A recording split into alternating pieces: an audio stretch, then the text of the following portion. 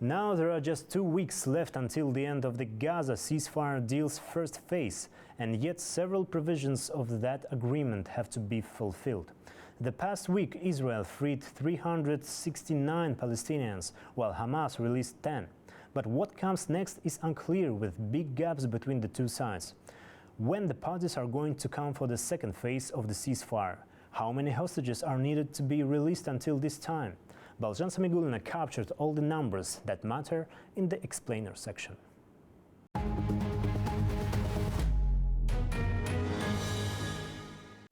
Gaza may be in ruins, and it is, according to UN estimates, littered with more than 50 million tons of rubble after 15 months of war.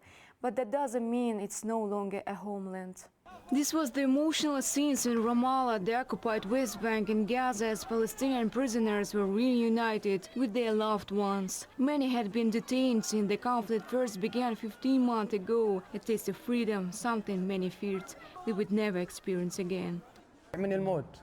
It feels like coming back from the dead, like being reborn, but emerging from a grave called prison. I was sentenced to life imprisonment and had already served over 21 years. If I had completed 3 more months, it would have made 22 years in captivity.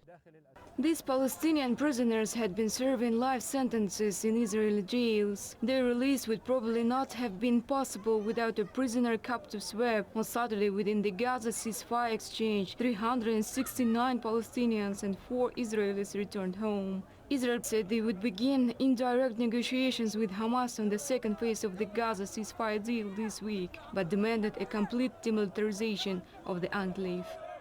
Israel is committed to our goal to ensure the release of all our hostages. We also committed to all the objectives of the war as were decided by the Security Cabinet. We demand complete demilitarization of Gaza. We will not accept the continued presence of Hamas or any other terrorist groups in Gaza. Just days ago, there were doubts that this exchange would ever happen, with Donald Trump's proposal in Gaza to relocate Palestinians and 2 parties threatening to break it. However, there was another release of hostages this week of the Bibas family.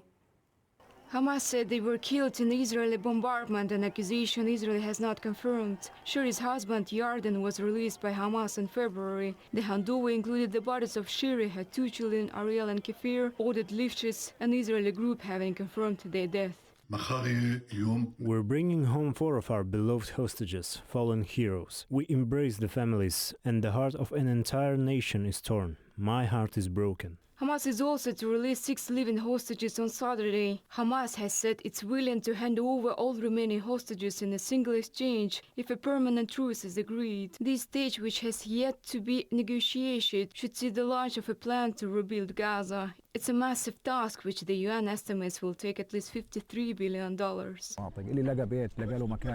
As you can see, we are living amongst the destruction. When people went back to their areas, they didn't find houses or areas. Those who found a house found an area to clean, stay in, and shelter themselves in. It's better than a tent. While a ceasefire was in place and tanks were no longer on the move, humanitarian aid had been struggling to reach Gaza. Despite 6 rounds of prisoner releases, major shortages of vital aid persisted. There had been a growing concern that Israel was more interested in freeing captives than upholding the terms of the ceasefire. Under the agreement, 600 trucks of aid should have entered Gaza daily, but reports say only 30% of that aid arrived. Much of it was stuck in Egypt, with bulldozers and mobile homes waiting at the Rafah crossing. According to the peace plan, by March the 1st, 60,000 homes and 200,000 tents should be delivered, but so far only 10% of the supplies have entered Gaza. The UN says over 1.8 million people need emergency shelter, as 69% of homes are destroyed. Thousands are living among the rubble, with an estimated 10,000 bodies trapped underneath.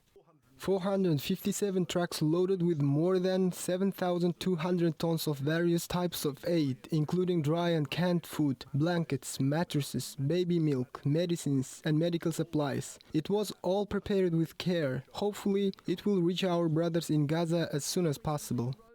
Despite the relief of these reunions, the past week has highlighted just how fragile this ceasefire is. No one in Gaza takes it for granted. Hostage for prisoner swaps should continue in the coming weeks according to the ceasefire agreement. During the 6-week period, Hamas is expected to release 33 hostages gradually, while Israel frees around 1,900 Palestinian prisoners. All signs that stage 1 of this fragile truce is still holding as mediators amp up efforts to solidify a permanent ceasefire. With less than 2 weeks left in the current ceasefire and efforts underway to implement phase 2, the focus of ensuring that freedom is permanent for all Gazans become even more critical.